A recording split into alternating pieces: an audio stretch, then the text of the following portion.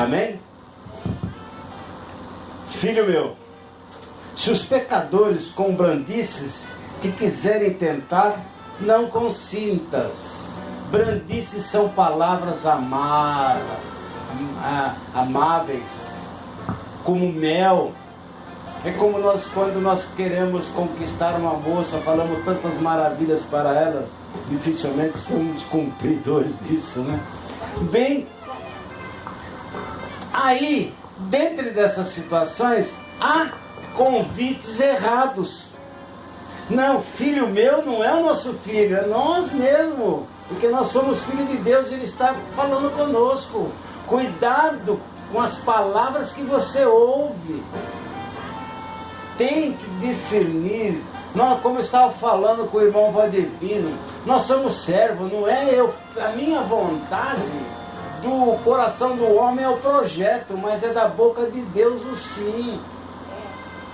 Então, todas as coisas que nós iremos fazer, nós devemos, logo no início, colocar Deus em primeiro lugar. Quando ele fala sobre sombra, puxa vida, a sombra ela muda toda hora. Então, como é que você vai firmar uma sombra no lugar? De maneira alguma. Colossenses capítulo 2, versículo 4 diz assim: tende cuidado para que ninguém vos faça presa sua, por meio de falsidades e vãs sutilezas, segundo a tradição dos homens, segundo os rudimentos do mundo e não segundo a Cristo. Por isso que nós temos que colocar na nossa vontade a Ele, Cristo Pai, Cristo Filho, Cristo Espírito Santo. Porque já está dizendo, segundo a tradição dos homens, tradição é costume dos homens. Muitas vezes dá certo para um homem que o demônio ajuda, que isso aqui é do mundo, o mundo é de jazo maligno, ele impera nesse lugar. E quando nós saímos na presença de Deus, achamos bom porque Ele começa a dar tudo lá. Como aqui também, quando nós pegamos alguém do mundo e trazendo para o mundo religioso aqui, quando nós chamamos alguém e ele vê, Deus começa a colocar o Espírito Santo nele. Veja só os primeiros convertidos, que forças eles têm quando tem aquela vontade. Porque não adianta, se eu sou presidente de uma firma e quero um diretor bom, eu tenho que procurar o que estão me atacando, eu vou fazer isso. O que aconteceu com Paulo? Paulo foi assim, Paulo era do outro lado, ficou bem melhor desse lado. Mas tem coisas que Deus abomina dos convites errados. Provérbio capítulo 6, versículo 18. Coração que maquina pensamentos viciosos e pés que se apressam a correr para o mal. Quantas pessoas você ouve que querem fazer mal para outras pessoas? Não tem o perdão no coração e vem destilar amarguras também no seu coração e no seu ouvido para ver que lado você vai ficar. Vai contar historinha que brigou com um vizinho, que não sei o que, tal. Não é? E infelizmente nós temos tempo. Quando Deus dá para nós, temos 490 vezes para dar o perdão. Mas como escapar dessas situações de convites errados? São opções, né? Você se opina. Sinceridade. Seja franco e sincero. Um não. Primeiro, não conte comigo. Quando chamarem alguma coisa para você fazer, não conte comigo. Segundo, não faço essas coisas. Terceiro, sabe que não sou disso. As pessoas sabem que nós não podemos fazer isso, mas eles têm satisfação de chamar, porque o demônio que está aplicando nele quer aplicar em nós. Mas irão pressionar você para fazer essas coisas. Irão chamar até de você covarde, medroso. Mas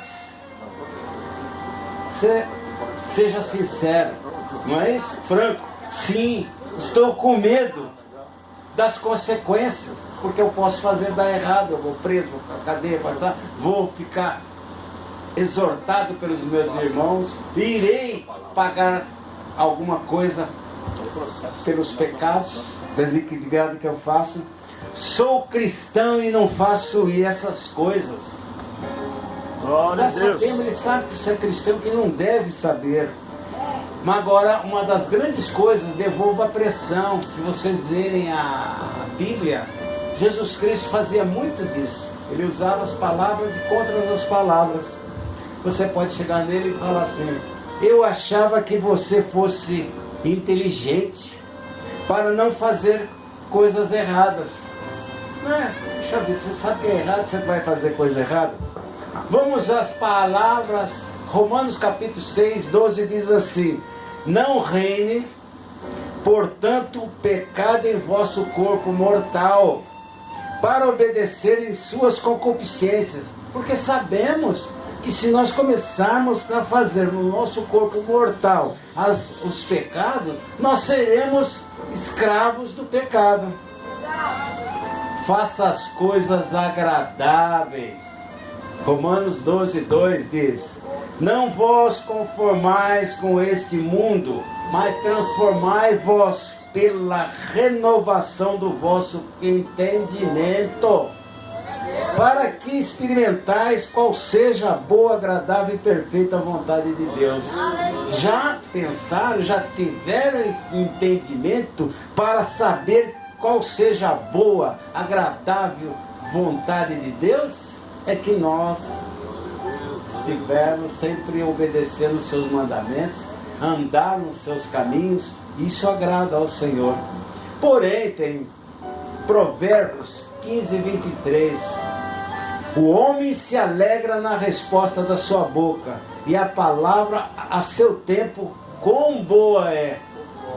Será que eu vou me agradar quando uma pessoa tem algum problema? Chegar em mim e começar a destilar os problemas? Será que eu não tenho discernimento para colocar na mente dele alguma coisa? A nossa justiça é trapo de imundícia. A única coisa que nós devemos fazer, faça uma oração, procure o verdadeiro e agradável Senhor nosso Deus. Eclesiastes capítulo 8, versículo 13 diz assim: mas o ímpio não irá bem, e ele não prolongará os seus dias. Será como a sombra, visto que ele não teme diante de Deus. Aquele que não teme diante de Deus, como é que ele vai ganhar a coroa da vida? Agora tem uma coisa, discernimento para nós. Isso já está há muito tempo. Josué capítulo 24, versículo 15. Porém, se vos parece mal aos vossos olhos servir ao Senhor, escolhei hoje a quem serveis. Se os deuses a quem serviram os seus pais, que estavam da lei do rio, ou os deuses dos amorreus, em cuja terra habitais. Porém, eu e a minha família serviremos ao Senhor. Essa palavra da lei do rio é justamente da onde eles vieram. Eles vieram do Ur, do outro lado do rio Nilo. Passaram para cá e começaram a viver na terra dos amorreus, filisteus e outros deus, heveus e tal. Mas é para você vir e obedecer os mandamentos do Senhor. Coisa que nós vemos realmente que nem os sacerdotes estavam. Por isso que Deus colocou o seu Filho para endireitar todas essas coisas. Porque o sacerdote que tinha para falar, tinha o sacerdote, o sumo sacerdote. O sacerdote tinha que passar todas as coisas para o sumo sacerdote. O sumo sacerdote falava com Deus. Essa é a diferença de sacerdote e profeta. O sacerdote fala com Deus e Deus fala com o profeta. Por isso que os profetas caíam matando em cima desses sacerdotes que faziam o que eles queriam e não era o que Deus queria. Por isso que se diz: não se importe, fale de Deus para essa pessoa. Se ele não quiser, nem Jesus Cristo obrigava ninguém, ele simplesmente falou: quem quiser, pegue sua cruz e siga-me. Não é isso? A nossa cruz é esse que já está escrito desde o ventre da nossa vida, que estava no ventre da nossa mãe. Nós não sabemos o dia de amanhã, nós não sabemos o que irá acontecer. Então não adianta, entregue tudo nas mãos do Senhor e Ele vai fazer coisas melhores do que os nossos pensamentos. Salva de pau, meu glorioso Deus, louvado seja o Senhor. Bem, chegou os momentos das nossas orações. Eu